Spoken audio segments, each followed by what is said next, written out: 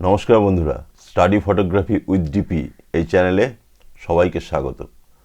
আমি দেবব্রত।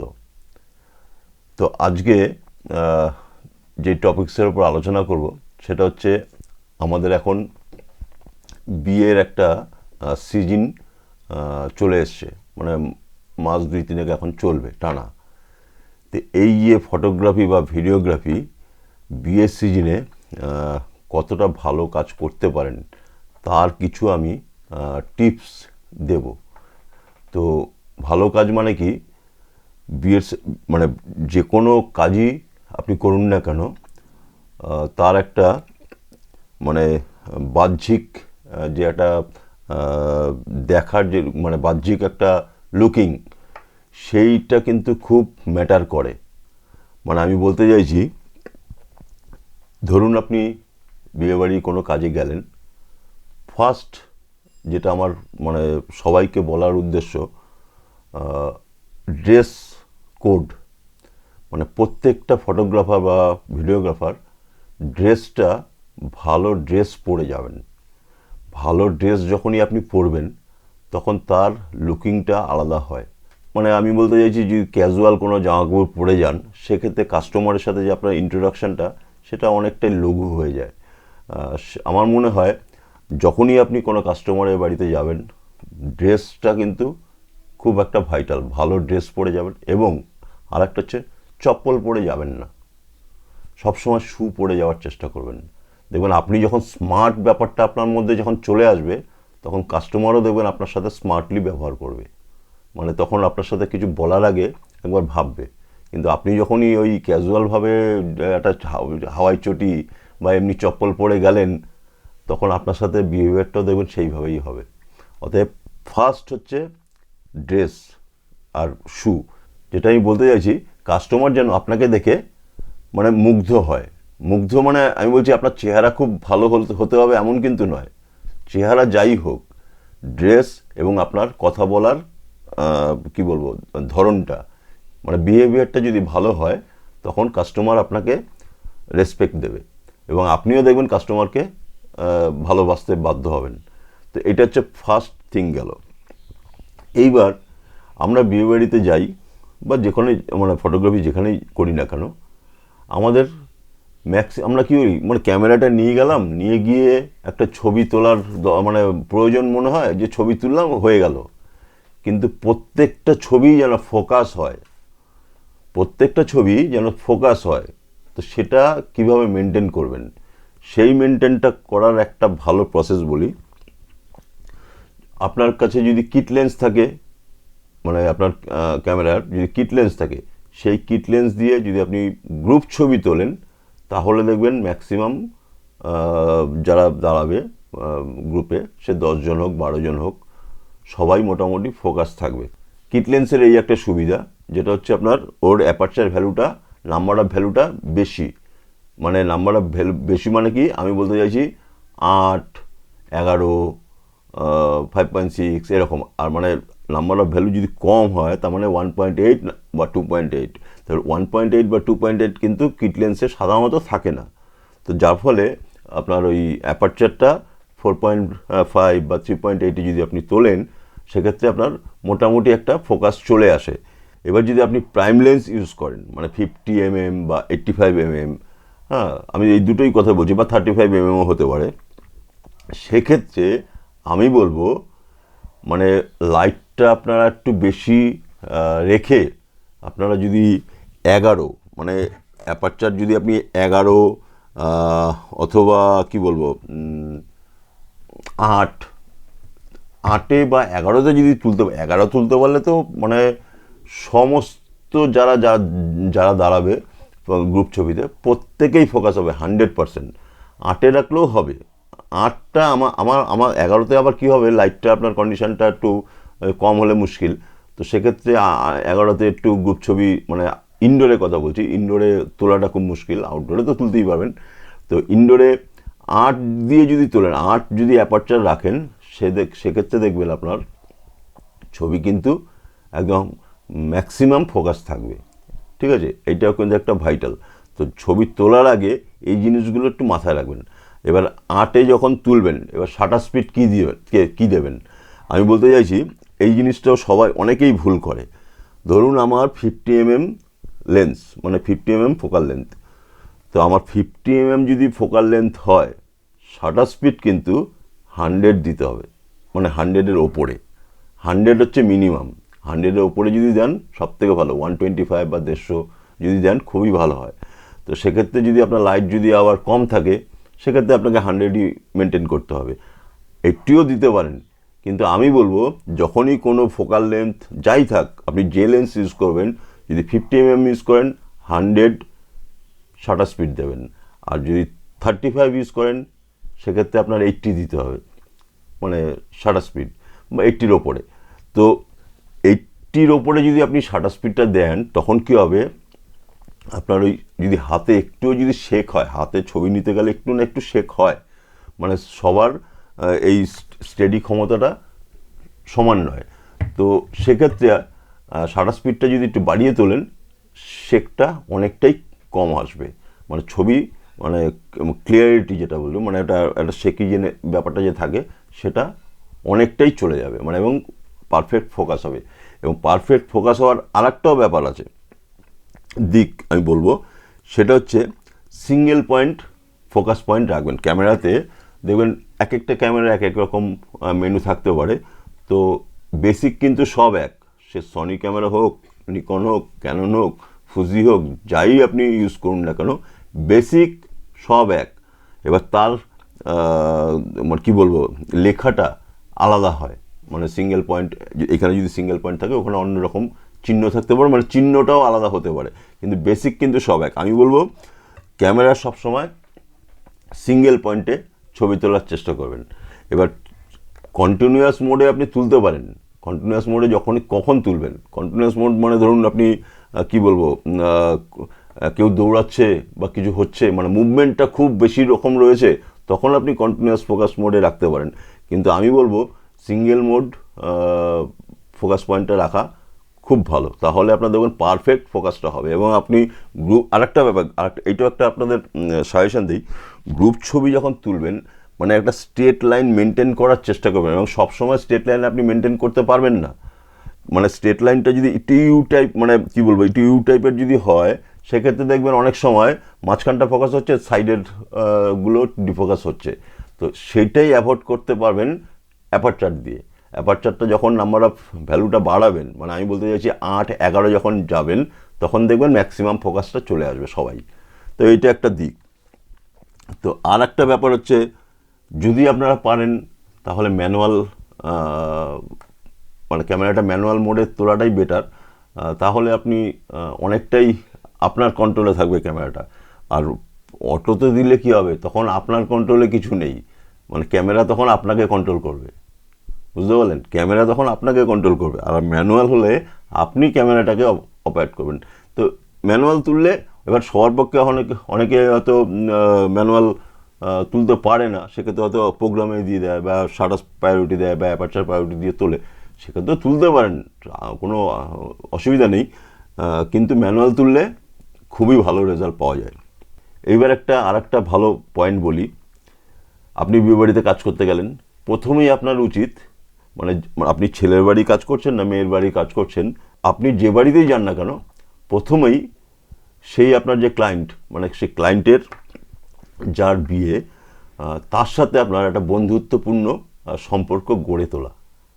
যখনই আপনি তার সাথে একটা ফ্রি একটা সম্পর্ক তৈরি করতে পারবেন ওই টাইমের মধ্যে, তখন দেখবেন আপনাকে, সে ছেলেই হোক বা মেয়েই হোক, আপনাকে বিভিন্ন রকম পোজ দিতে সে কমফোর্ট ফিল করবে। আপনি যখন একটু গাম্ভীর্য নিয়ে থাকবেন, তখন দেখবেন তারা কিন্তু আপনার সামনে সেই ফ্রিনেসটা দেখাতে পারবে না। মানে আমি বলতে চাইছি, আপনাকে সবসময় একটা ফ্রি মাইন্ডের থাকতে হবে। ফ্রি মাইন্ড মানে সবসময় একটা, মানে যাই বলুক পার্টি আপনাকে অনেক কিছু বলবে, এইটা করুন, এইটা করুন, এইটা একটু তুলুন, আপনাকে হাসি মুখে সেই ছবি তুলে দিতে হবে।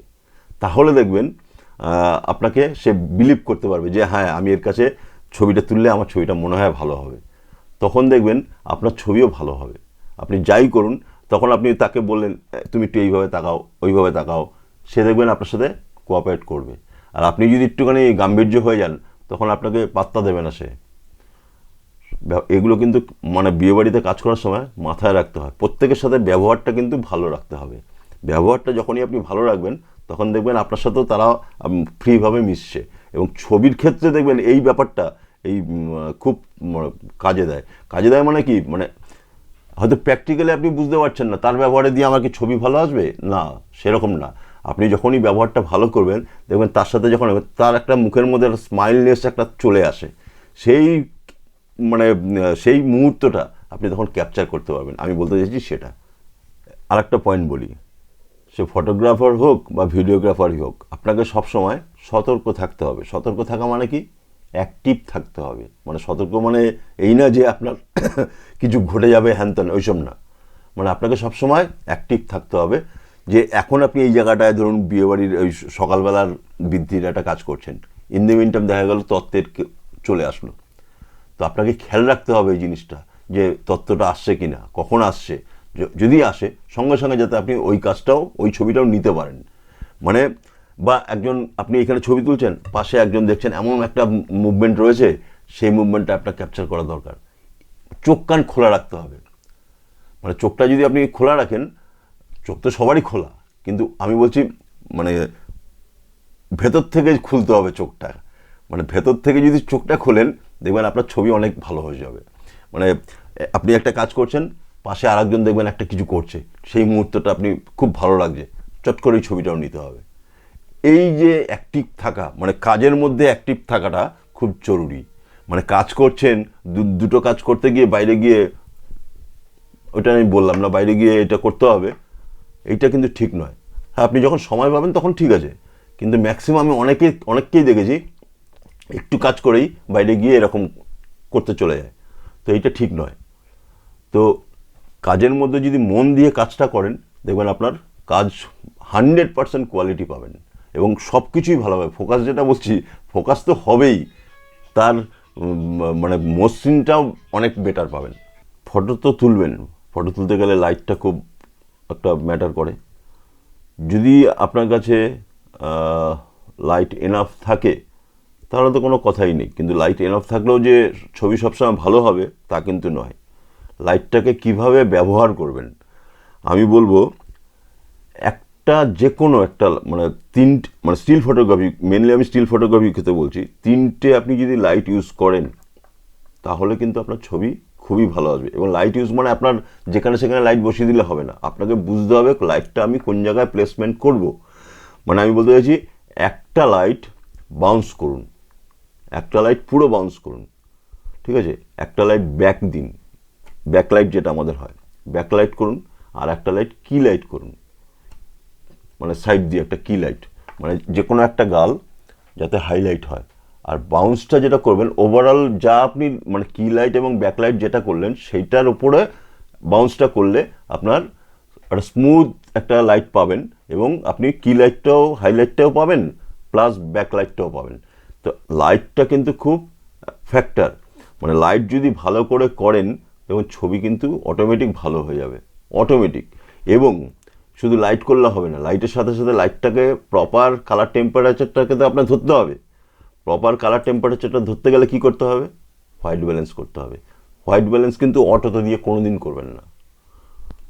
মানে অনেকে হয়তো বলবে যে এইখানে এই লাইটটা আছে, পাশে তো আর এক রকম লাইট থাকতেই পারে, থাকতেই পারে। সঙ্গে সঙ্গে আপনার কালার টেম্পারেচারটা এখান থেকে চেঞ্জ করতে কতক্ষণ লাগে, কয়েক সেকেন্ডের ব্যাপার। তো সঙ্গে সঙ্গে যে লাইটই থাক আপনাকে কালার টেম্পারেচারটা মেনটেন করে যদি ছবি তোলেন, কালার মানে ছবি কিন্তু অসাধারণ আসবে। এটাও কিন্তু একটা খুব ভাইটাল ব্যাপার। মানে অটোতে দিয়ে তুললে আপনার সেই কালার টেম্পারেচারটা পাবেন না, মানে স্কিন টোন যেটা পাবেন না। কেন আমি পাবেন না আমি বলতে পারি না, পাওয়া যাবে, কিন্তু ম্যাক্সিমাম ক্ষেত্রেই প্রপার স্কিন টোনটা পাওয়া যায় না।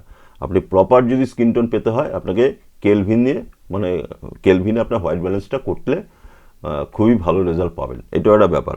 এখন যে কথাটা বলবো সেটা অনেকের ক্ষেত্রে হয়তো কি বলবো একটু চাপ হয়ে যাবে, কিন্তু আমি বলবো পারলে এটা করবেন।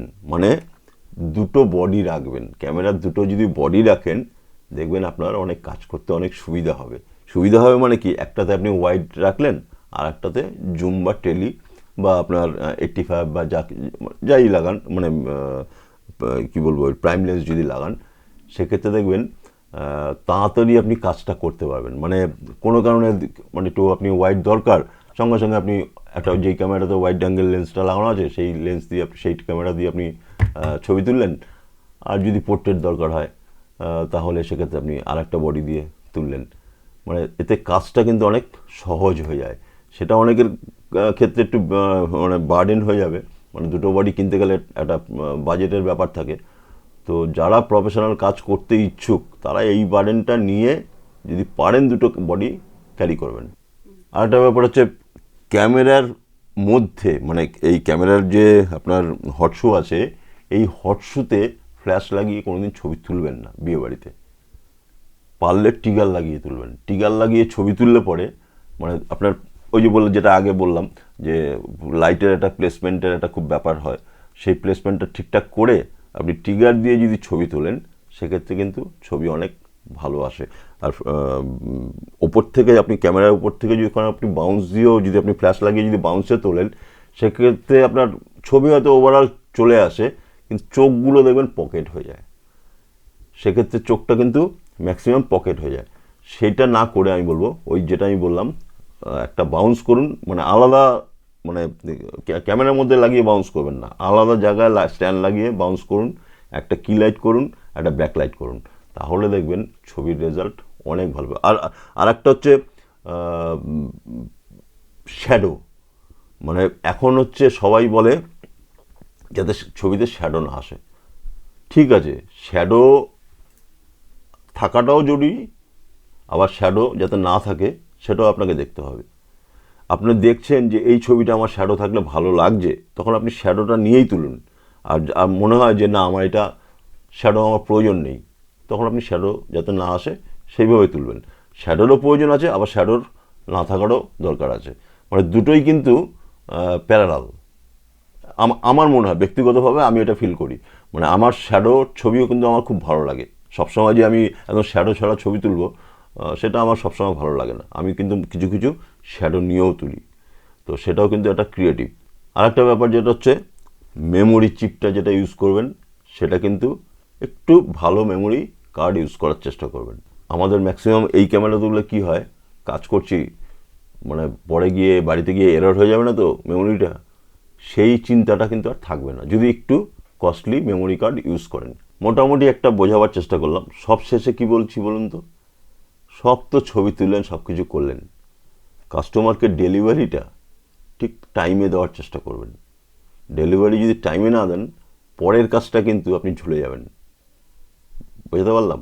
আপনি পয়সা বেশি নিন কম নিন, কাস্টমার কিন্তু সেটার উপরে ম্যাটার করে না ম্যাক্সিমাম ক্ষেত্রে। আমি দেখেছি, আমার অভিজ্ঞতাতে বলছি, আমি যদি পয়সা একটু বেশিও নিই, কাস্টমার খুশি হয়েও দিয়ে দেয়, কোনো অসুবিধা নেই। কিন্তু কাস্টমার যদি বলে আমাকে এই টাইমের মধ্যে দিতে হবে, আপনাকে সেটা মেনটেন করতে হবে। মানে টাইমের মধ্যে ডেলিভারি দেওয়া এটা খুব মানে দরকার। তাহলে দেখবেন আপনার গুডউইলটা অনেক বাড়বে, এবং গুডউইল যখনই বাড়বে নেক্সট টাইম আপনি কাজটাও পাবেন। তার আত্মীয় স্বজন বা তার পরিচিতি যারা থাকে তাদের কাজগুলো দেখবেন আপনি পাবেন, তারাই রেফার করে দেবে যে এই ছেলেটিকে দিয়ে কাজ করেন, এ ভালো কাজ করে, এবং টাইম মতন কাজটা আপনি পাবেন। তো যখন আপনি ওইরকম তারা আপনাকে রেফার করবে, তখন দেখবেন আপনার কাজটা অনেক বাড়বে।